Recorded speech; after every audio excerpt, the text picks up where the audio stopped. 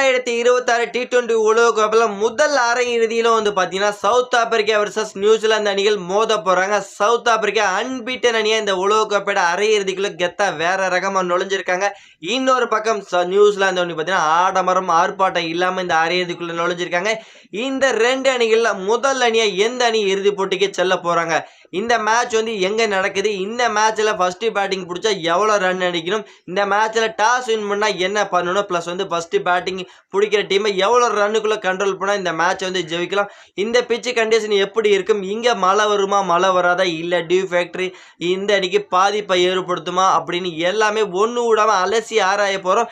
இந்த ரெண்டு அணிகள்ல இருந்து எந்த அணி வந்து முதல்ல அரையிறுதிக்குள்ள நுழைய போறாங்க அப்படிங்கிறத மறக்காம நம்மளோட கமெண்ட் செக்ஷன்ல கமெண்ட் பண்ணிட்டு இந்த வீடியோ உங்களுக்கு பிடிச்சிருக்குன்னு நினைக்கிறேன். இந்த வீடியோ ஸ்கிப் பண்ணாம கடைசி வரைக்கும் பாருங்க நண்பர்களே. ICC T20 world cup 2026 semi-final 1 south Africa versus New Zealand அணி பல பரீட்சை செய்ய போறாங்க. இந்த மேட்ச் எங்க நடக்குதுன்னு அப்படின்னு பார்த்தீங்கன்னா கொல்கத்தாவில் ஈடன் கார்டன் மைதானத்தில் இந்த மேட்ச் நடக்குது. இது இந்திய நேரப்படி நைட்டு 7 மணிக்கு இந்த மேட்ச் ஸ்டார்ட் ஆக போகுது. இந்த மேட்சை பொறுத்தவரைக்கும் பிட்ச் கண்டிஷன் எப்படி இருக்குன்னா சரியான ஒரு பேட்டிங் விக்கெட்டு செம்மையா பேட்டிங்க்கு வரும். பேட்டுக்கு பாலுக்கும் பயங்கரமா இருக்கும். இங்க ரன் மழை எதிர்பார்க்கலாம், சிக்ஸர் மழை எதிர்பார்க்கலாம். சரியான ஒரு பேட்டிங் விக்கெட்னால ரெண்டு டீம் கிட்ட இருந்து ரன்னுங்கிறது கொஞ்சம் செம்மையா வரும்னு சொல்லி ஆகணும்.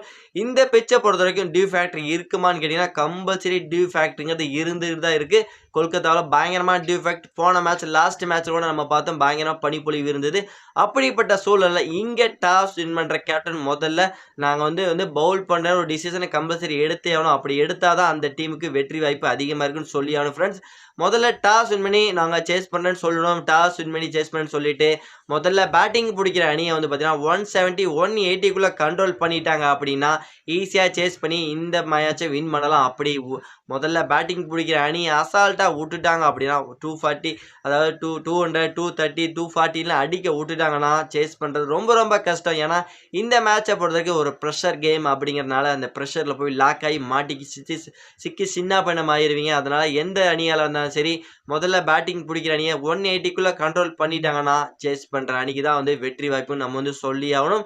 அதனால் இந்த உலகக்கோப்பையில் எந்த அணி வந்து இறுதி போட்டிக்கு செல்ல போகுது, இந்த டீமை முதல் செமிஃபைனலில் தட்டி தூக்க போகிறாங்கன்னு முதல்ல நம்ம பார்ப்போம். ப்ளஸ் அது மட்டும் இல்லாமல் இந்த ரெண்டு டீமோட பலம் பலவீனம் அப்படின்னு அதையும் நம்ம வந்து பார்த்தலாம். சவுத் ஆப்பிரிக்காவோட பலமே வந்து பார்த்தீங்கன்னா அவங்க டீம் இந்த 2024 வேற மாதிரி விஸ்வரூபம் எடுத்து விளையாண்டுட்டு இருக்காங்க. அது மட்டும் இல்லாமல் அவங்களோட பக்கா பிளான் அவங்களோட பேட்டிங் பவுலிங் எல்லாமே சூப்பராக வந்து பயங்கரமாக ஒர்க் அவுட் ஆகிட்டு இருக்கு. அன்பீட்டன் அணியாக இந்த உலகக்கோப்பையில் நுழைஞ்சிருக்கிறாங்க. இது வரைக்கும் தோல்வியை சந்திக்காத அணியாக இருந்துட்டு இருக்காங்க. அப்படிப்பட்ட சூழலில் அவங்களோட எல்லாமே வந்து அவங்களுக்கு சாதகமாக அமைஞ்சிட்டு இருக்கு. அதுவே அவங்களுக்கு பெரிய பலமாக இருக்கு. அவங்களுடைய பலவீனம் அதுதான் அவங்களுக்கு ரொம்ப காலமாக அவங்கள ஆட்டி படைச்சிக்கிட்டு இருக்கு. அவங்க என்னைக்குமே அவங்கள சொல்லுவாங்க அவங்களோட ஜோக்கர் அணின்னு சொல்லுவாங்க. செமிஃபைனல்னு வந்துட்டாலும் சரி ஃபைனல்னு வந்துட்டாலும் சரி ப்ரெஷரில் போய் லாக் ஆகி அவங்க அது ஒரு ஜோக்கர் அணியாக வந்து தோல்வி அடைஞ்சு வெளியேறிடுவாங்க. அந்த ஜோக்கருங்கிற பட்டம் தான் அவங்களோட பெரிய பலவீனமாக இருக்குது. ப்ளஸ் அந்த பட்டத்தை உடச்சி எறிஞ்சு இந்த வருஷம் ஃபைனலில் நுழைஞ்சு கோப்பையை தட்டி தூக்குவாங்களான்னு பார்க்க தான் போகிறோம். ஆனால் இன்னொரு பக்கம் நியூசிலாந்து அணி அவங்களோட பெரிய பலம் என்ன அப்படின்னு பார்த்தீங்கன்னா அவங்க எவ்வளோ பெரிய ஸ்கோர் அடித்தாலும் சரி கம்மி ரன் அடித்தாலும் சரி இல்லை அதை வந்து சரியாக பயன்படுத்தி அந்த ப்ரெஷரை ஹேண்டில் பண்ணுற விதமாக இருக்கட்டும். ப்ளஸ் அதை அழகாக ஹேண்டில் பண்ணி கேமை சூப்பராக எடுத்துகிட்டு போய் சைலண்டாக வேலையை முடிச்சுட்டு எதிரணியை சும்மா தட்டி தூக்கி எறிஞ்சிட்டு போயிட்டே இருப்பாங்க. அதுவே அவங்களோட பெரிய பலமாக இருந்துட்டு இருக்கு. ப்ளஸ் அவங்களுடைய பலவீனம் நீங்கள் எடுத்து பார்த்தீங்கன்னா அவங்கள்ட்ட பெரிய அதிரடி ஹிட்டர்ஸ் பவர் ஹிட்டர்ஸ் வந்து கம்மியாக இருந்துட்டு இருக்காங்க. அது ஒரு பலவீனமாக இருக்கட்டும். இன்னொரு பக்கம் ராசியே இல்லாத அணினா நியூசிலாந்து அணி சொல்லி அவனும் உலகக்கோப்பை ஃபைனல் வருவாங்க, செமி வருவாங்க. ஆனால் வந்து அந்த உலகக்கோப்பை பக்கத்தில் மட்டும் போவே மாட்டாங்க என்னைக்குமே. அது வந்து அவங்க கையில் தொட முடியாது. அதுவே அவங்க சாபமாக இருந்துகிட்டு இருக்கு. அந்த சாபத்திலேருந்து இன்னைக்கு விமோச்சனை கிடச்சி இந்த 2026 செமியில் இவங்களை தோக்கடிச்சு 2026 இந்த உலகக்கோப்பையை தட்டி தூக்குவாங்களா அப்படிங்கிறது இன்னைக்கு வந்து மறக்காம கமெண்ட்ஸ் சொல்லிடுங்க.